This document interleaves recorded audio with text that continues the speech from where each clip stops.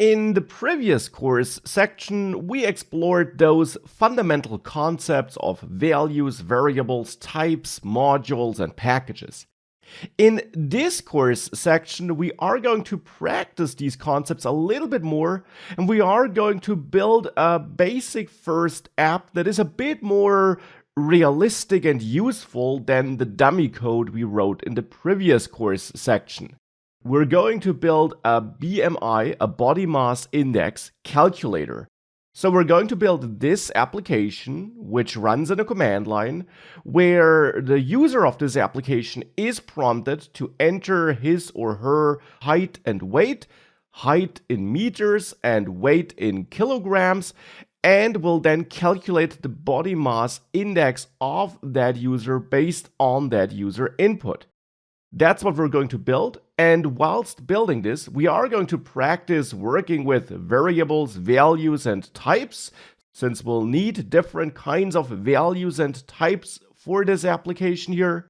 We are going to build a new module and also split our code into multiple files and packages to practice that again, and we'll dive into a brand new feature, something we haven't done before. We will also learn how to read user input from the command line, because of course this application, in order to work correctly, needs to prompt the user for some input, which then is entered in the command line and which then is used in the running application. That's what we're going to build in this course section to practice what we learned. Now, to build this, I'm back in an empty folder opened up in Visual Studio Code, and I will start by creating a new Go module here. So before I even add any Go code, I'll turn this into a module. For that, I'll open this integrated terminal, and you learned that you do create a new module in a folder by running the go mod init command, and that's what I'll do here therefore. And then we have to give this an identifier, and I will again use github.com/ and then I'll pick /m Schwarzmuller, which is my name, my organization name here, and then BMI for body mass index. Now again, this identifier is generally up to you. It doesn't matter too much right now. If you should ever plan to distribute your Go project as a library others can download, you need to use an identifier that actually leads to your source code, so that leads to the actual GitHub repository you might be using for hosting the source code. But for the moment, we're not doing that, and therefore this should just be any identifier that makes sense to you, but I will follow this pattern of picking a URL here. So that's the identifier I will use, and then I'll hit enter. Now with that done, this go mod file was added, and we can leave that file as it is. And we now also want to add another file here, the file that holds the actual source code, though I will already say that throughout this course section, we are going to split our code across multiple files and packages simply to practice this again as well. But here I'll start with a first code file, and I'll name it bmi.go, since this will be the starting point, the main entry point for my overall BMI application. The name is up to you. You could also name it differently. It doesn't have to be named like your last part of this module here, but I will do it since that makes it very clear that this overall code here is about calculating some body mass index. Now in this bmi.go file, I'll first of all start by defining to which package this belongs. And every Go file should belong to a package. And this will belong to the main package, and it should belong to the main package because Go will look for a main package with a main function to execute this overall module once you, build and or run this module. So in order to use go run dot, for example, and execute the overall module, we need to use main as a package name because that is the package Go will look for as a default then. So here I'll pick main as a package name, And then in there, add my main function as we did it before in this course as well. And that will be the first function that will be executed by Go when we run this module as an application. And here, just to see that everything works, I just want to output hello world as a start.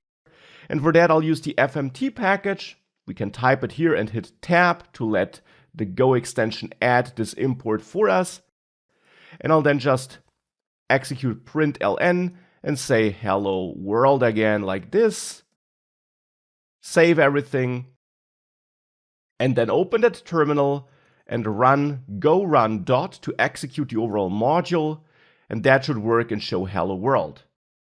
And if I would use a different package name, like BMI for example, then if I try this, you see that I get an error and that it fails to run a non-main package. So this must be named main. But with that, we get our starting setup, we got the first code file in place, and we created a module. And now we can start working on the actual functionality for this BMI application. So what are the next steps? This can be a challenging part of building an application. You know what the end result should be, but getting there can be tricky. Well, what I like to do is I like to simply plan out the application step by step.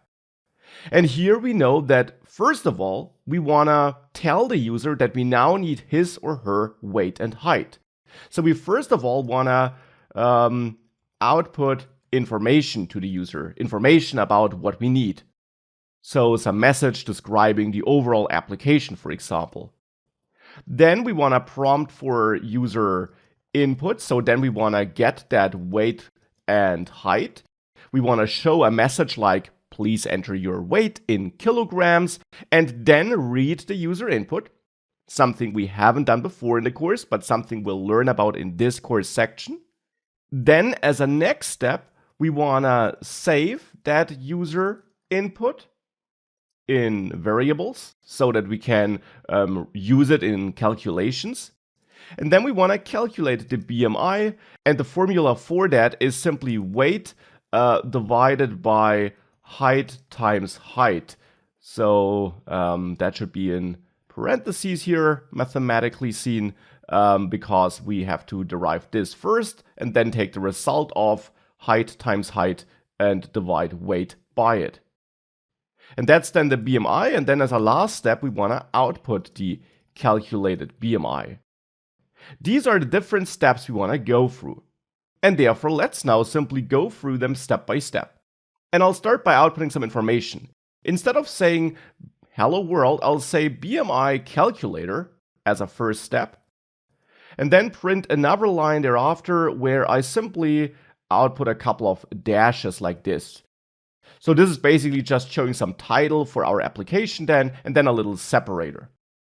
Now below that, I want to prompt the user for input, and I want to read what the user entered.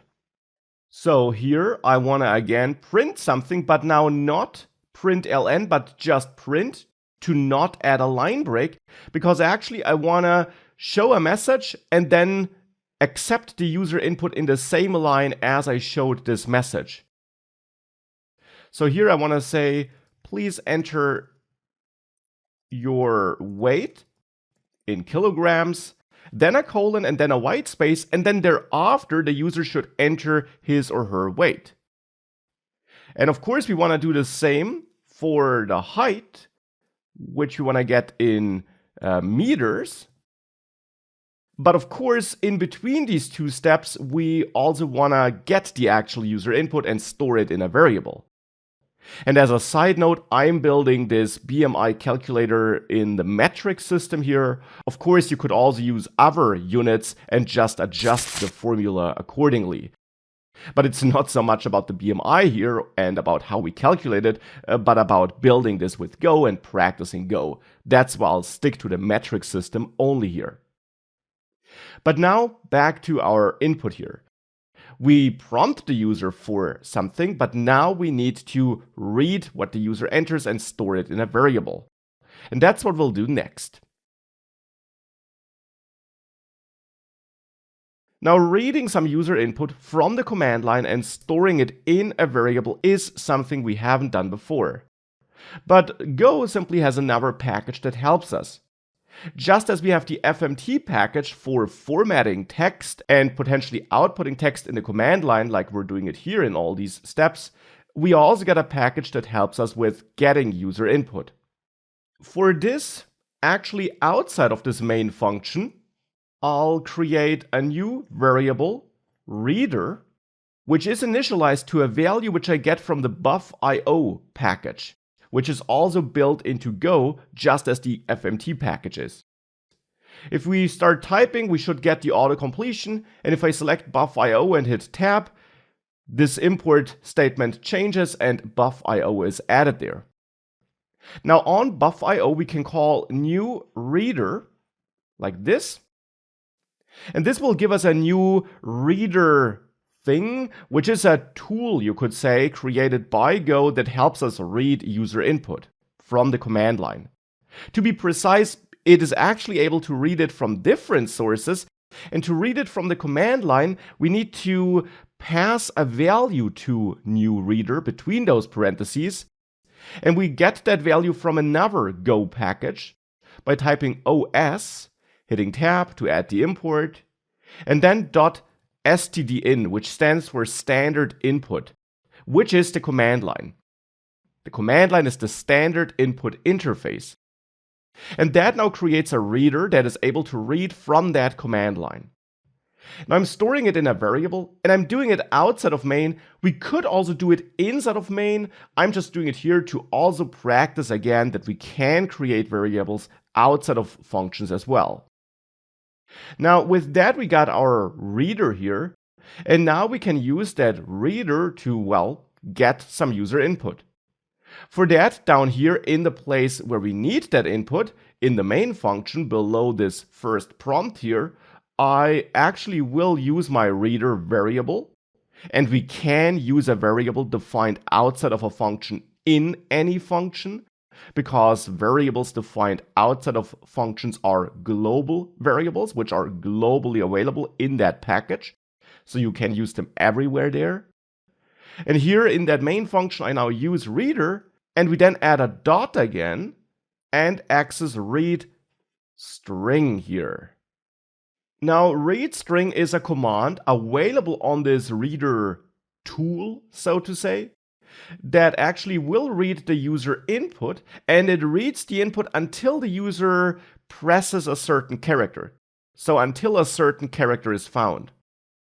And here, read string actually wants a byte as a value that we pass between those parentheses. So it actually looks for a character that is represented as a byte. And that should make sense if you recall what you learned in the previous section. We learned about runes and bytes and strings. And if we are looking for a certain character to be pressed, it makes sense that read string is looking for a byte, since a byte is a single character, as you saw before. A single standard character.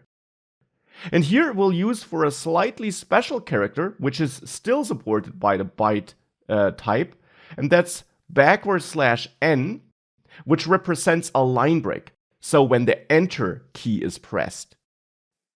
And therefore, by using reader read string with this byte passed to read string, we are basically reading the user input, so whatever the user enters, until the user hits the enter key, which is of course what we typically do as a user if we want to submit and confirm our input. So when that enter key is pressed, the reader will stop reading here and will then return the input entered by the user that was read by that reader. And therefore we want to store that input. And I'll add a new variable here, input text, and store what read string returns in it. But you'll notice that I got a couple of red squiggly lines here. And I got those because actually read string does something we haven't seen before. It does not just yield one value, but two values. Now that's a behavior I'll come back to in the functions course section, and for the moment we'll just ignore it. But to handle it correctly, we should therefore also create two variables on the left side of the colon equal operator. And we do that by adding a comma here and then an underscore, which is a special syntax in Go, telling Go that we don't care about the second value returned by readString, because again, that is something we'll explore later in the course. This, however, will give us access to the entered value, the input text, and we can then work with that. And actually, I'll not name it input text, but maybe wait input, since we are waiting for the user wait here. So that's more descriptive of which kind of value will be stored in that variable. Now with that, we got the user wait, and now we can repeat that for the height. These red squiggly lines here, by the way, are just showing up because we're not using wait input anywhere else then, but we'll change that later. For the moment, let's instead just also fetch the height input here, and I'll do that in the same way as before, using the reader and then actually waiting for the enter key to be pressed to then actually, well, store the entered value as the height input. Now with that, we got our two inputs here, and to see whether that works, I'll just print them here, not print ln, but just print, and I'll print the weight input, and then also print the height input. And if everything works, we should be prompted for our two values, weight and height. We should be able to enter them and confirm them by pressing the enter key. And then once we entered both weight and height, we should see what we entered below all the other output. So with that, if we save this, and I now open that terminal again here, if I run my module with go run dot, indeed here, you see, I get this prompt, please enter your weight, and you see that execution pauses now. It placed the cursor here in the same line as please enter your weight, and it does so because we're using print and not print ln here. So we're not adding a line break after this text. Hence, we can enter our input in the same line. That's what I talked about before. And here I can now enter my weight, 72 kilograms in my case, and hit enter. And now you see we move on to that next prompt. Please enter your height in meters. And in my case, that's 1.78. And if I hit enter again, then indeed I get my output here. So that is working. But we will not yet be able to use these two values for calculating the body mass index. And we'll dive into why that's the case in the next lecture. So why can't we calculate the body mass index with those entered values? For two main reasons. For one, weight input and height input are string values. And to calculate our body mass index, we definitely want numbers. To be specific, we want float values, since both weight and height, of course, could contain decimal places, and the final body mass index number definitely also will have decimal places. So we'll need to convert our strings to floats first. But in addition, we also have a more subtle gotcha here, which can be hard to spot. If I run my module again, and I quickly enter my values again, we see the output here. But there's one thing that actually is strange about these two values that are output here at the bottom. Each value sits in a new line, but here we actually are using print, not print ln, for outputting weight input and height input. So actually, both should be in the same line because print does not add any line break after printing the value which we want to output. And yet here we are with a line break between the two values.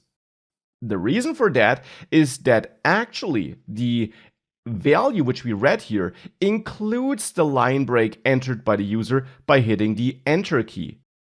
And this might be unexpected, but if you press the enter key, that is actually also some input which is read and stored in wait input and height input.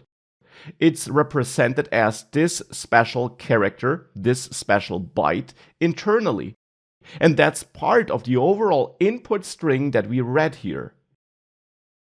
So therefore, we have to remove that line break as a first step to then make sure that we only have the numbers stored in that string and not that extra line break. Because then we'll be able to convert those numbers into real numbers, into float numbers in a second step. If a line break is included in addition to the numbers, that conversion can be a bit more tricky since a line break can't easily be converted to a number. And therefore, also to show you how you can get rid of such an unwanted character, no matter if it's a line break or any other character, we'll do that as a next step. Remove the line break from the user input. And I'll do that here. I'll get rid of these two print statements, and instead here I now want to clean the inputs. And I want to overwrite wait input. So I want to overwrite this variable, which we create here, with a new value, and the new value should actually be the old value minus that line break. Now, what we can't do is wait input minus the line break or anything like that. These kind of operations don't exist and don't work. Instead, we can use another package built into Go, and that would be the strings package here at the very bottom. If I hit enter, it's added to imports. And this strings package gives us utility functionalities that help us transform and work with strings. And for example, it has a replace command which we can execute, which will replace a string inside of a string with another string.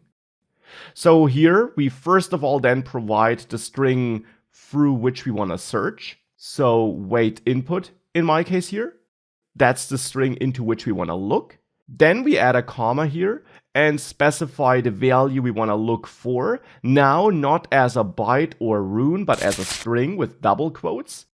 It's still this special character though. Then as a third value, we specify the character with which we want to replace this character we're looking for. And that should be an empty string, so we want to get rid of it, and that's how we can delete it, by replacing a line break with nothing. And then as a last step, we just have to specify how often we want to make that replacement. And if we enter -1 here, we're saying make it for all the line breaks you find, but of course we should only find one. And that will now replace the line break with nothing. It will remove it. And hence I'll copy that and do the same for height input, height input, and use that here inside of the replace command as well. And with that, we now ensure that there we also strip the line break. And now with that, if we would again output this with print, if we output wait input and then also height input here, and we then run this module again, we would now see that if I enter my two values, now actually they are output in the same line without any white space or line break in between, as it should be the case for print, because print does not add any line break or white space. So now that works, but wait input and height input are still strings. And as I mentioned, in order to use them in a calculation, in a mathematical calculation, we should convert them to numbers. Now, for that, we could now add a new variable, wait, and try to convert wait input into a number, into a float, for example, by using that float64 command we saw before in the course, and passing wait input to it. But as you can see, this doesn't seem to work. We get an error that we can't convert wait input to float64 like that. The reason for this is that these conversion functions, float64, string, and int, are fairly trivial. And if we want to convert a string, the problem is, as mentioned in the previous section already, that a string could be something like this, which theoretically would be easy to transform to a number, but it could also be something like this, which would be impossible to transform to a number. And float 64, int, and so on simply don't have the built-in capabilities to handle these impossible cases. But nonetheless, Go has got us covered. It has specific string to number conversion commands, which are available in another package that we can add. And that's the strconf package, which stands for string conversion. Again, I start typing and hit tab to autocomplete this, and that also adds the strconf package import. And as you can tell, at this point we are already using quite a lot of packages here, and that's not uncommon. In most programs which you are going to write, you will use various functionalities from various packages so that you don't have to reinvent the wheel for all the logic on your own, but instead you can build up on these fundamental building blocks provided by the language itself or provided by other third-party developers. So with that, we added the this package import, and now here we can execute the parse float command on this strconf package. And that does what the name implies. It tries to parse a float from some string. And here we can now provide wait input. Now, just as read string, the parse float command also returns 2 values, not just one. And hence here again, I'll add a comma after wait, and again add this underscore to signal that again I'm not interested in the second value, because we'll explore these second values and how we can deal with multiple values in later course sections. For the moment, it's fine if we do it like this. Now, parse float actually also wants a second value that we pass to it though, and therefore we should add a comma. And the second value simply should signal which kind of float we want to create, 32 bits or 64 bits. And here I'll go for 64, and hence we enter 64 as a second value here. Alternatively, you could enter 32. But I'll go for 64, as I just mentioned. Now that will give us the wait variable, which now will be of type float64, as you can tell.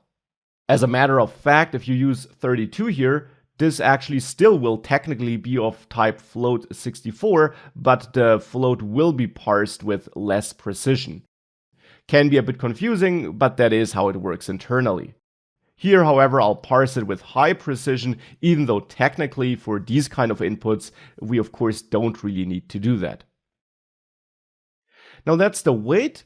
I'll now copy that to do the same for the height, and here get my height variable by parsing the height input like this. And now we got weight and height as floats, and therefore now finally we can calculate the body mass index with that formula. Now to calculate the body mass index with that formula, I'll add a new variable. BMI sounds like a fitting name.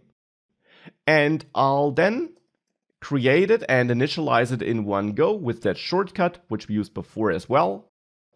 And here the formula simply is weight divided by height times height, though we want to make sure that height times height executes first, and in Go, like in regular math, you can also group operations together by adding parentheses. So now this here will be executed first, and then weight will be divided by the result of this operation. And we are dealing with floats only here on the right side of the colon equal sign operator, and therefore BMI is also correctly inferred to be of type float64 itself. And therefore now at this point we will have that BMI calculated. Now as a last step we can output that. So here below that comment, I now want to output the BMI, and for this I'll use the printf command here to have more control over how the BMI is formatted, because here I want to say your BMI colon, and then output the BMI, which is a float with only 2 decimal places. So I don't want to output a super long number with tons of decimal places, but I want to just show the first 2 decimal places. And we learned how that works. We can use the %sign .2f placeholder to output the value of a float with only the first 2 decimal places showing up.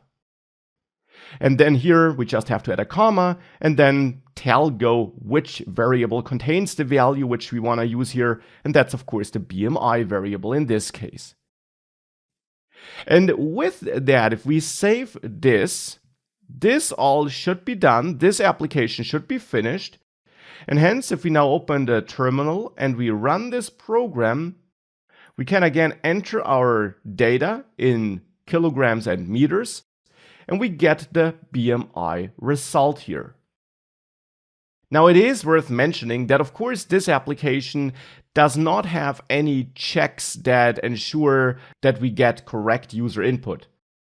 For example, if I run this again and I enter max here and high, it of course just gives me this strange output, NaN, which stands for not a number, because it fails to parse those inputs to floats correctly, and therefore it fails to calculate the BMI. We have no protection against that in this program because we haven't learned about the tools we would need for that at this point. But that's not too bad. These are all concepts we are going to learn throughout the course. For the moment, we are using the things we learned about. Specifically, we are working with variables, values, different types of values, input and output, and also various packages. But speaking of that, let's now explore how we can manage our program here if we split our code across multiple files and also multiple packages. And let's also revisit this concept of having constant values. Now, I want to start by revisiting the idea of having constant values. And if we have a look at this code, most of our variables are real variables and are variables that only receive their values once the application runs. For example, here, where we depend on user input, that's not a value we know ahead of time. We only know that once the user entered something. But of course, we also get a couple of constant values. For example, this new reader, it is created once, right at the start, but then never reassigned thereafter. And also all these texts here. Now, of course, we don't store them in variables at the moment, but if we would extract them into variables, then these would be constants as well. Now let's start with that. Here we can replace var with const to turn this into a constant. But if we do that, we actually get some red squiggly lines here. Now the reason for that is that even though we never assign a new value to reader, the value which we do assign is the result of calling a function. And in Go, that also then can't be used as a constant because it would need to execute that function first in order to get the value that should then be constant. The problem is that functions are only executed when the program runs, not when the code is compiled.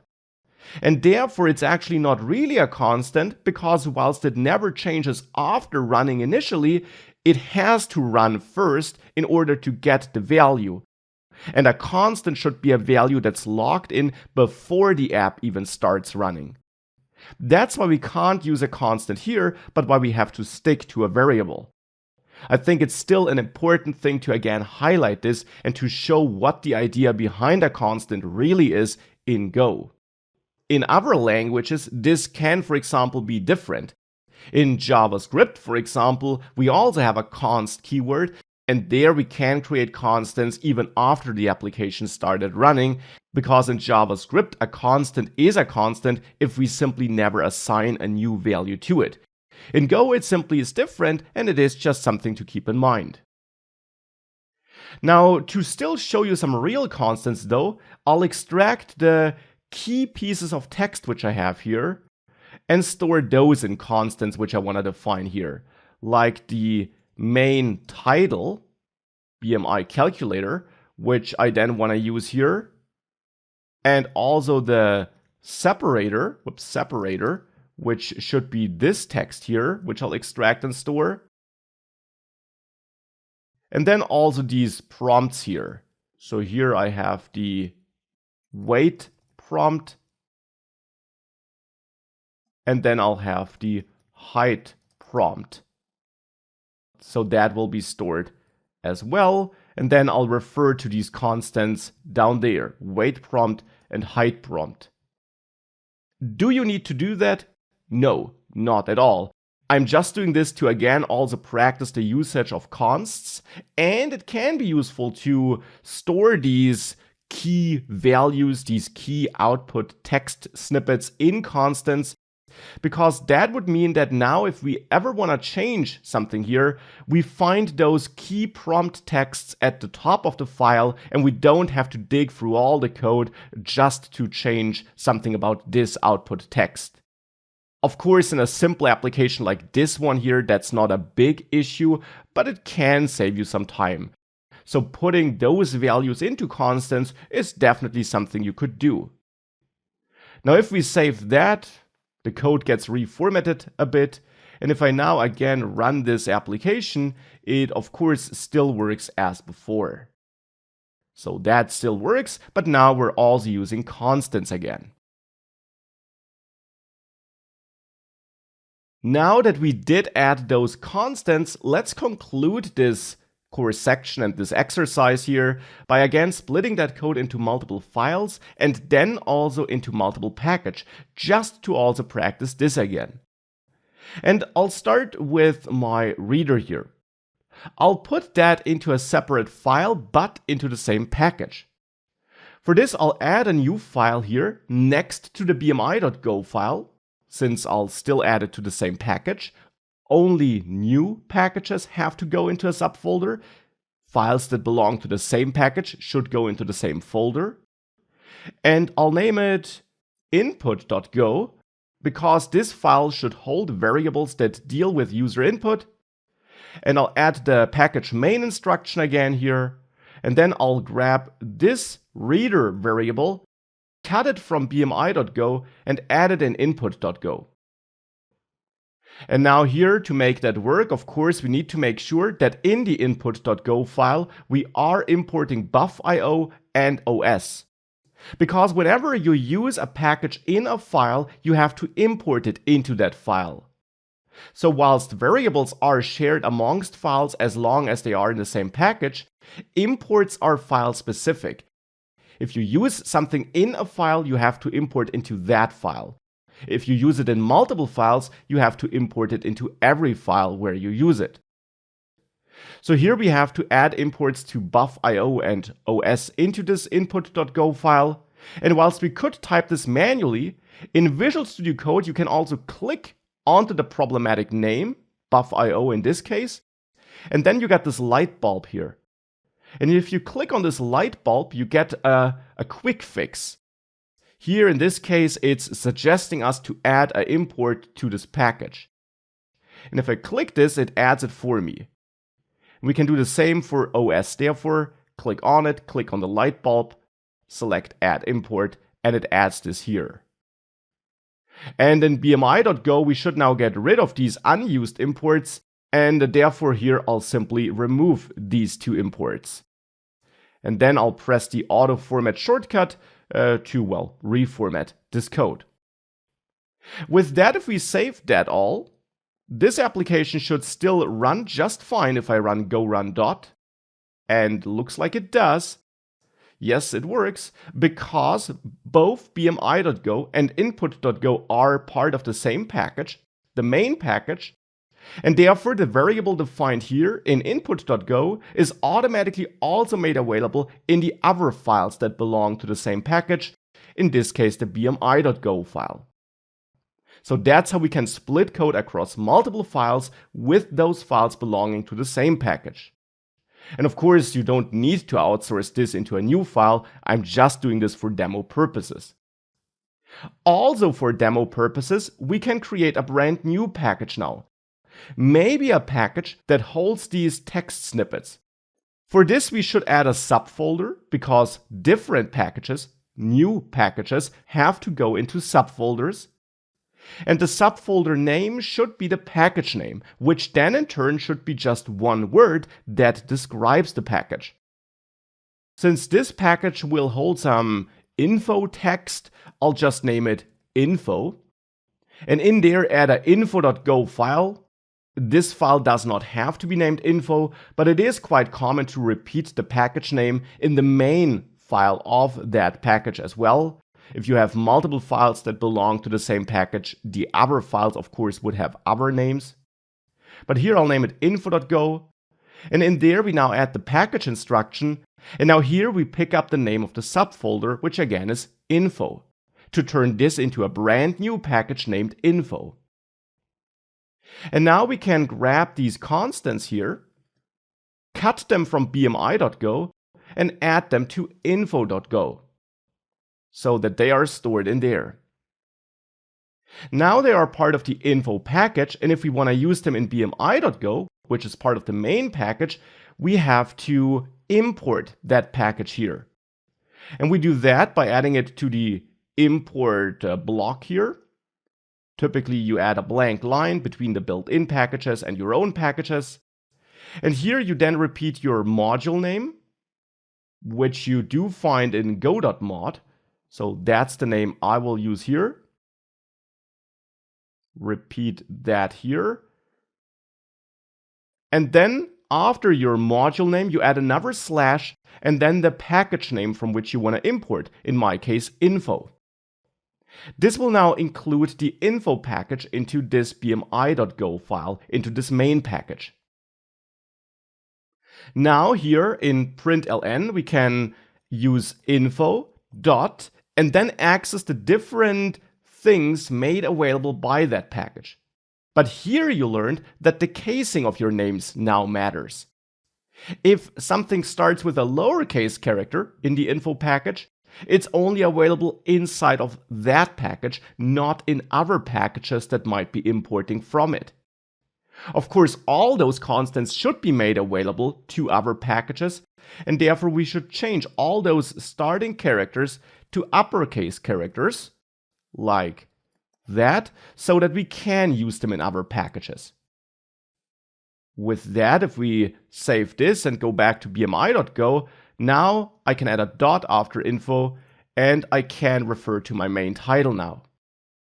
And actually here it removed that import because I saved this file, which triggers the auto formatting and it then removes unused imports. So let me quickly re-add that import here. And now with that, we can correctly refer to info dot and then the main title, the separator, and then here also the wait prompt,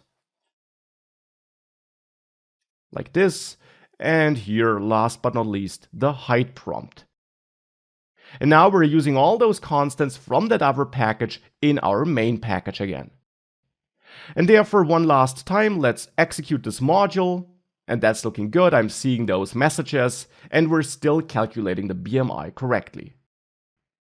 And that's now this first practice project finished. We basically just applied what we learned, plus this reader thing, which was new. But now we again saw all those key concepts in action, and therefore they should really be set and clear at this point.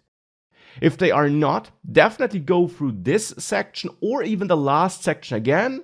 But once they are clear, we're now ready to dive deeper into Go and to explore functions and how we can write our own functions besides this main function in the next course section.